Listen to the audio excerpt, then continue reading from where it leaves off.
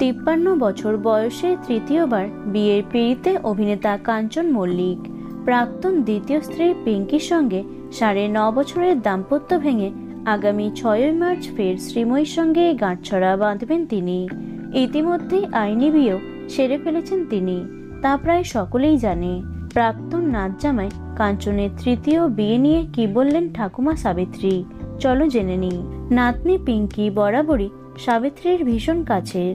এর আগেও জীবনের নানান সমস্যা থেকে নাতনিকে আগলে রেখেছিলেন সাবিত্রী। এবারেও তার অন্যথা হয়নি। কাঞ্চনের সঙ্গে বিচ্ছেদের পর থেকেই ঠাকুমা সাবিত্রীর কাছেই ছেলেকে নিয়ে রয়েছেন পিঙ্কি।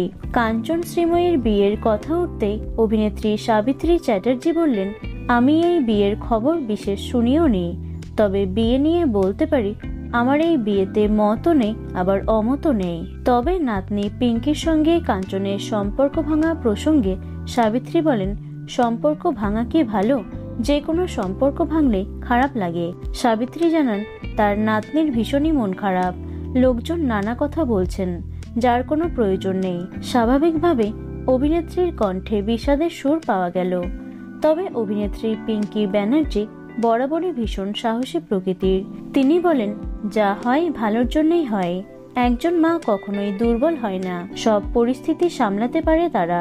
আমার ছেলের উপর তার বাবার বিয়ে কোনো প্রভাব ফেলবে না, কারণ ওর মায়ের নাম পিঙ্কি বন্দ্যোপাধ্যায়। এই মুহূর্তে পিঙ্কিকে স্বয়ংসিদ্ধা এবং কনস্টেবল মঞ্জু ধারাবাহিকে দেখা যাচ্ছে। ছেলে ওশ এবং কাজ নিয়ে ব্যস্ত অভিনেত্রী। তো বন্ধুরা, এ বিষয়ে তোমাদের কি মতামত অবশ্যই কমেন্টে জানিও। ভিডিওটি লাইক এবং শেয়ার করো।